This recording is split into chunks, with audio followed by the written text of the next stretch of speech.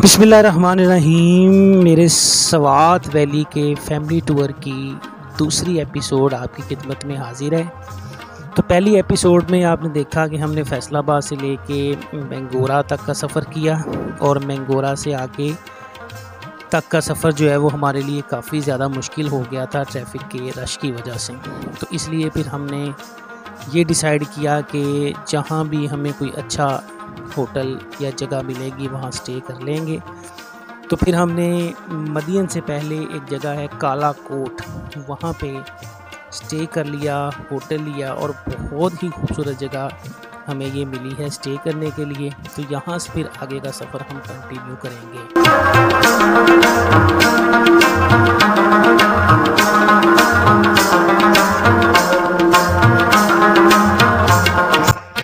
ले जी, आज का हमारा प्लान जो है वो बिल्कुल ही चौपट होके रह गया है कि बहुत ज़्यादा हम थक चुके थे, इसलिए कलाम जाने का प्लान हमने कैंसिल कर दिया है क्योंकि रश बहुत ज़्यादा था, बार बार सड़कों पर ट्रैफिक ब्लॉक हो रही थी।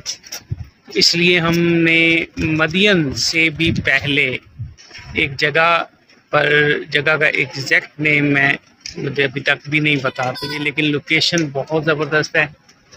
यहाँ हमने अपना रूम ले लिया है, तो आज की नाइट हम यहीं पे स्टे करेंगे।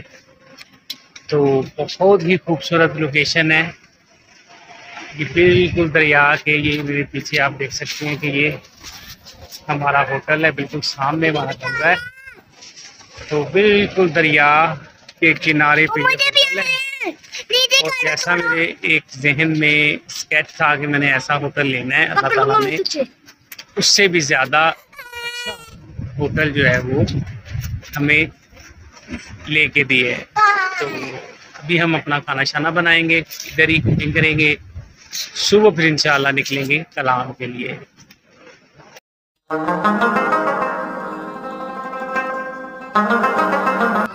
वो कहते हैं ना कि अल्लाह ताला के हर काम में कोई ना कोई बेहतरी होती है। तो ये भी हमारे लिए एक बहुत बड़ी बेहतरी थी कि जो हमने यहाँ पे स्टे करने का डिसाइड किया। इतनी ज़बरदस्त लोकेशन शायद मुझे आगे मदियन या बहरीन में जाके भी ना मिलती। तो बिल्कुल दरिया सवात के किनारे पर ये बहुत खूबसूरत होटल है, बहुत ही कमाल की लोकेशन है। ये आप देख रहे हैं कि दरिया सवात कितना वाइडली यहाँ पे चल रहा है। तो बिल्कुल दरिया के किनारे पे सिटिंग है, जो सिटिंग में बैठ के यूँ लग रहा होता है जैसे आप किसी कश्ती में बैठ के सफ़र कर रहे हैं। इतनी खूबसूरत लोकेशन है। तो फिर हमने यहाँ पे स्टे लिया और होटल भी बहुत अच्छा होटल है। रूटीन में तो आई थिंक यहाँ अगर आप स्टे करते हैं तो ये अच्छा खासा महंगा, कोई 10,000 रुपये में ये कमरा देने वाला होटल है। लेकिन इस वक्त चूँकि वीकडेज़ हैं इसलिए रश भी नहीं है, हम अकेले ही हैं इस होटल में। तो हमें ये बहुत ही मुनासिब पैसों में ये होटल मिल गया है, 2500 रुपये पर नाइट में। तो इस जगह का नाम एग्जैक्ट है राहत कोट। ओवरऑल इस पूरे इलाके को काला कोट कहते हैं और पर्टिकुलरली इस एरिया का नाम है राहत कोट। तो अगर आप यहाँ सवात का एक बड़ा खूबसूरत मकाम है गैबिन जब्बा, जिसे इमरान खान ने एक्सप्लोर करवाया है, तो वहाँ अगर आप जाना चाहते हैं तो आपको यहीं से आगे कालाकोट से सफ़र करना पड़ता है। यानी सवात मैंगोरा से आप कालाकोट आएंगे, यहाँ से गैबिन जब्बा की तरफ जाएंगे। तो बहरहाल हमारा प्लान में तो गैबिन जब्बा नहीं है। कहते हैं कि गैबिन जब्बा की भी टोटल टॉप तक सड़क बहुत अच्छी बन चुकी है, किसी भी गाड़ी पर बआसानी आप जा सकते हैं। तो बहरहाल हमने यहीं पे स्टे करने का प्लान किया है। कमरा भी बहुत खूबसूरत है, बहुत अच्छा कमरा है, खुला डुला है। इस वक्त हम रात के खाने की यहाँ तैयारी कर रहे हैं। तो चलिए मैं आपको बताता हूँ कि हम इस वक्त अपना खाना कैसे बनाएंगे और कैसे हमने अपना खाना सफ़र में अपने साथ मैनेज किया हुआ है। कोशिश हमारी होती है कि हम बाज़ारी खाने ना खाएं। इसके दो बड़े फ़ायदे हैं।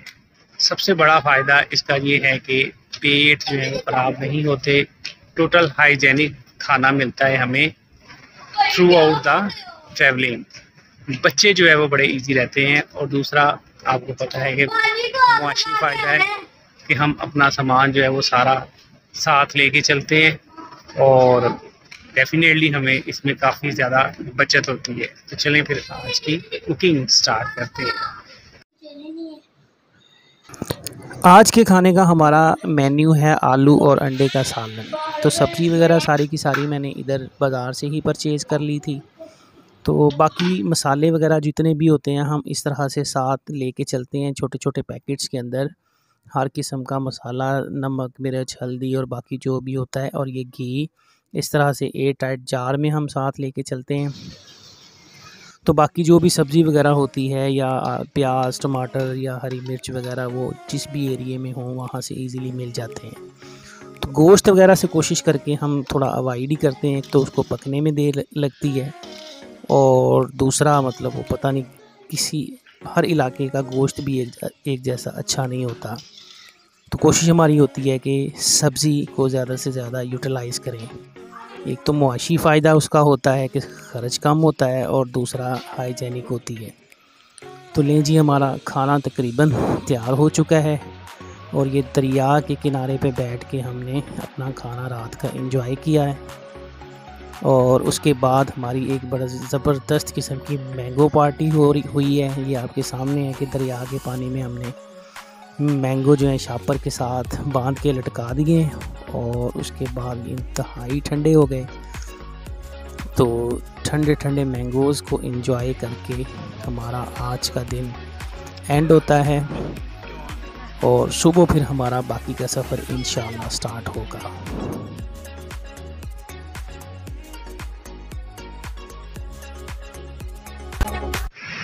बिस्मिल्लाहिर्रहमानिर्रहीम एंड गुड मॉर्निंग।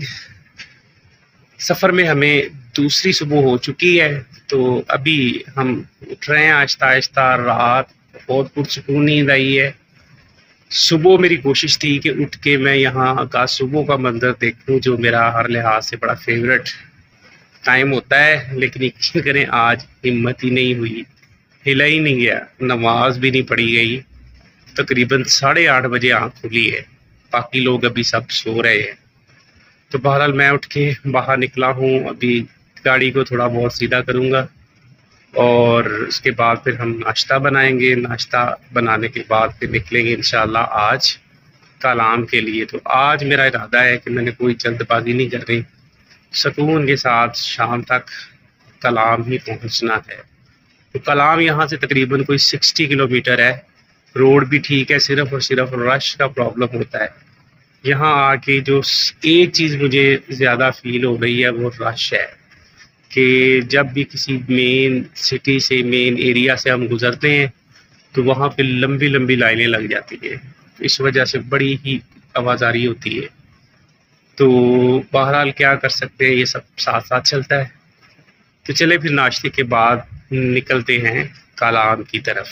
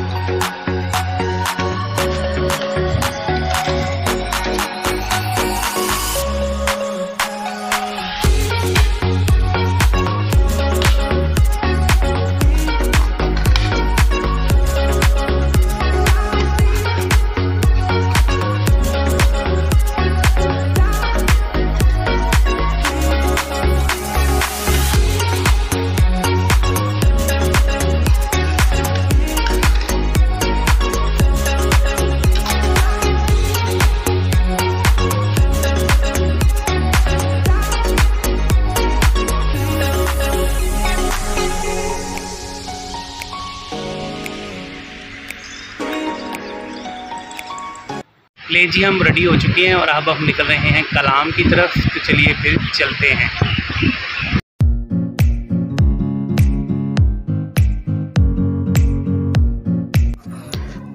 नाश्ता करके निकलते निकलते हमें काफ़ी ज़्यादा टाइम हो गया। आज तकरीबन 1 बज चुका है दोपहर का।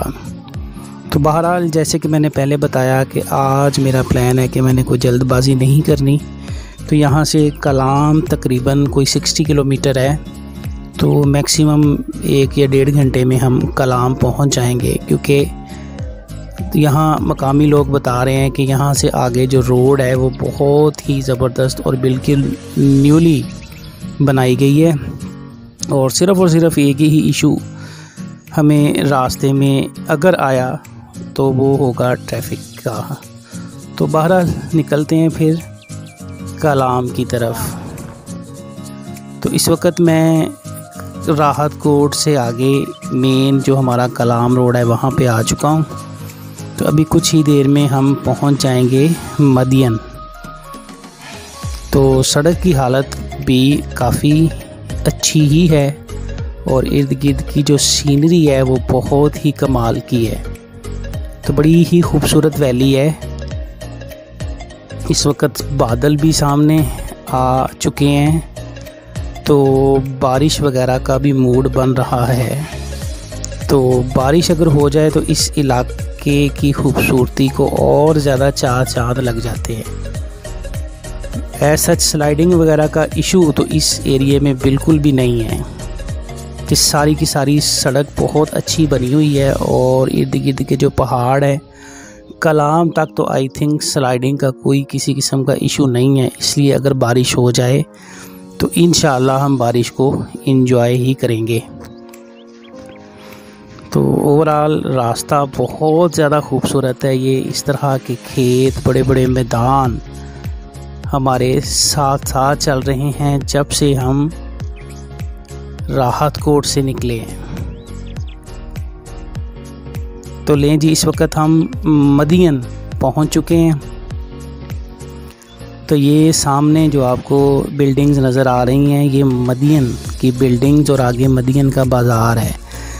तो लेकिन इस वक्त हम मदियन के बाज़ार की तरफ नहीं जाएंगे, बल्कि हमारा अगला सफ़र कंटिन्यू होगा बहरीन की तरफ। तो ज़्यादातर जो लोग आते हैं उनका स्टे या होटल्स वगैरह जो है वो इधर मदियन में हैं या आगे बहरीन में हैं। लेकिन हमने जिस जगह पे स्टे किया है राहत कोट या काला कोट, वो जगह मुझे इन दोनों जगहों से बहुत ज़्यादा पसंद आई है। उसकी एक मेन वजह जो है वहाँ पे रश बहुत कम था। पूरे होटल में हम अकेले ही थे और उसकी लोकेशन भी बहुत ही कमाल की थी, दरिया के बिल्कुल ऊपर। तो ले जी, हम इस वक्त पहुंच चुके हैं बहरीन और ये बहरीन का मेन बाज़ार है और ट्रैफिक ने भी यहाँ पे अपना जलवा दिखाना शुरू कर दिया है। हालांकि ये वीक डेज़ हैं, आज मंडे का दिन है, ट्यूसडे का दिन है और वीकेंड भी नहीं है। और वैसे भी ये डेज़ जो चल रहे हैं ये टूरिज़म के आमतौर पर नहीं होते। जुल्हज की आज आई थिंक जो है ये 3 या 4 तारीख है। 10 जुल्हज को ईद है, तो उससे पिछले डेज़ हैं जिसमें आमतौर पर लोग ज़्यादा टूरिज़म के लिए नहीं निकलते। लेकिन फिर भी हमें जगह जगह पे ट्रैफिक ब्लॉक मिल रही है। तो बहरहाल ये मैं बहरीन के बाज़ार से गुज़र रहा हूँ और ये अच्छा खासा इसका नक्शा बदल चुका है। आज से तकरीबन मैं 4 साल पहले आई थिंक यहाँ पे आया था। तो उस वक्त तो चंद एक होटल थे जहाँ पे हमने एक होटल में स्टे किया था। तो मैंने बड़ी कोशिश की है कि किसी तरह से मुझे वो वाला होटल नज़र आ जाए, लेकिन कहीं नहीं पता चला। तो होटल्स की भरमार हो चुकी है इस वक्त बहरीन में। तो अच्छी बात है एक तरह से इलाका के लोगों के लिए कि उनको रोज़गार के अच्छे मौके मिल रहे हैं। तो बहरहाल इस वक्त मैं बहरीन पहुंच चुका हूँ। अच्छा जी, इस वक्त मैं बहरीन के बाज़ार। तो बहरीन भी एक अच्छा हिल स्टेशन है। यहाँ पे भी लोग दूर दूर से आते हैं। आमतौर पर कलाम जाने के लिए लोग पहले बहरीन या मदियन जो है वो वहाँ पे स्टे करते हैं। तो बहरीन भी बड़ा ही एक खूबसूरत इलाका है दरियाए सवात के किनारे पे।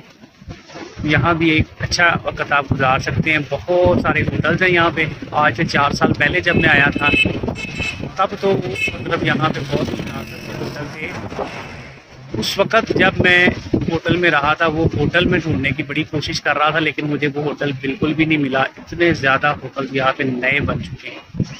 तो अच्छी और ख़ूबसूरत जगह है। यहाँ पे भी अक्सर लोग जो है वो स्टे करते हैं। जैसे नारान जाते हुए केबाई एक खूबसूरत जगह है, तकरीबन हर कोई वहाँ पे रुकता है। तो बिल्कुल कलाम जाते हुए सवात से मदीन या बहरीन भी ऐसे ही 2 पॉइंट्स हैं जहाँ पर अक्सर लोग रुकते हैं। तो यहाँ थोड़ी देर के लिए रुके हैं, कोई थोड़ी सी खरीदारी भी हम यहाँ से कर रहे हैं। इसके बाद फिर आगे निकलते हैं।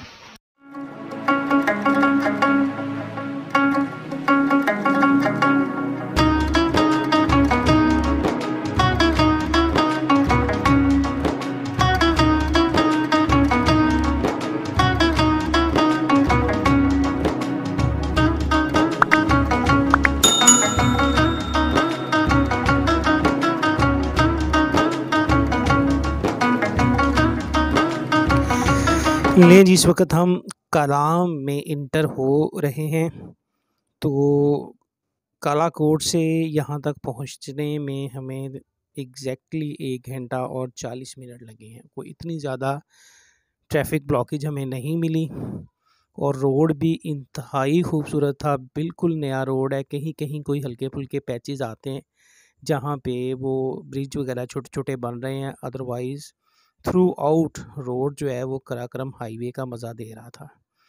तो अभी हम इसके मेन बाज़ार में से गुज़र रहे हैं और कलाम के बाज़ार की बिल्कुल शक्ल बदल चुकी है जो मैंने 4 साल पहले देखा था। उस वक़्त तो यहाँ चंद एक होटल थे। नहीं जी, इस वक्त मैं कलाम पहुँच चुका हूँ और दरियाए कलाम के किनारे पर हम बैठ के अभी अपना खाना खाने लगे हैं। और ये मेरे पीछे आप देख रहे हैं कि वो दरियाए कलाम बह रहा है और अच्छा खासा पानी है। आज तकरीबन मैं 4 साल पहले यहाँ पे आया था तो इतना ज़्यादा पानी नहीं था। और कलाम की भी 4 साल के बाद मैंने देखा है शक्ल ही बदली पड़ी है। इतने ज़्यादा होटल बन चुके हैं और इतना ज़्यादा रश है कि मतलब वो ही कंजस्टेड एरिया बन चुका है। ये रश भी बहुत ज़्यादा है। तो अभी हम यहाँ अब कोई होटल ढूंढ रहे हैं। अभी खाना खाने के बाद हम निकलेंगे कोई होटल ढूंढने के लिए। इस वक्त हम कलाम का पूरा बाज़ार क्रॉस करने के बाद दरिया के दूसरी साइड पे आ चुके हैं और बहुत ही खूबसूरत लोकेशन है और बहुत कम लोग हैं आई थिंक जिनको इस लोकेशन का पता है। आमतौर पर लोग आते हैं कलाम में मेन बाज़ार में या उससे आगे पीछे रूम लेते हैं, नीचे दरियाए कलाम में जाते हैं, वक्त गुजारते हैं और उनको लगता है कलाम ख़त्म हो गया। तो आई थिंक ये लोकेशन कलाम की सबसे ज़्यादा खूबसूरत लोकेशन है जहाँ पर 2 दरिया आपस में मिलते हैं। तो बड़ा खूबसूरत मंज़र है इन दोनों दरियाओं के आपस में मिलने का। तो एक दरिया जिसको कलाम रिवर कहते हैं ऊपर अतरोड की तरफ से आता है और दूसरा दरिया ये ओशू रिवर कहते हैं जो महूडन झील की तरफ से आता है। और कलाम में इस जगह पर ये दोनों दरिया आपस में मिलते हैं और बहुत ही कमाल का सीन होता है और बहुत वाइड सीन हो जाता है दोनों दरियाओं के आपस में मिलने का। इस वजह से ये जगह मुझे बहुत ज़्यादा पसंद आई है जहाँ हमने बैठ के खाना शाना भी खाया है। खाना शाना तो हमारे साथ ही था, जस्ट यहाँ पे बैठ के हमने खाना शाना अपना खाया है। तो ये देखें आपके सामने ये दोनों दरियाओं के आपस में मिलने का सीन आपको नज़र आ रहा है। सामने दरियाए कलाम है और जो इस तरफ दरिया है पहले वो ओशू रिवर है और ये दोनों आपस में मिल रहे हैं और बहुत ही कमाल का सीन है। तो इस सीन को देखने के बाद कहा जा सकता है कि कलाम आने के पैसे पूरे हो गए। तो ये बहुत खूबसूरत सीन है। तो बहरहाल अभी हम नीचे कलाम के बाज़ार में होटल्स वगैरह की रेट ले चुके हैं जो कि बहुत ज़्यादा है। तो अभी हम देखेंगे कहाँ पे हमने स्टे करना है। तो आज की वीडियो फिर हम यहाँ पर ही ख़त्म करते हैं।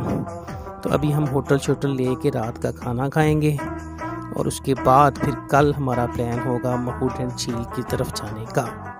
तो उम्मीद है जी आज की वीडियो भी आपको पसंद आई होगी। तो ओके, अल्लाह हाफिज़।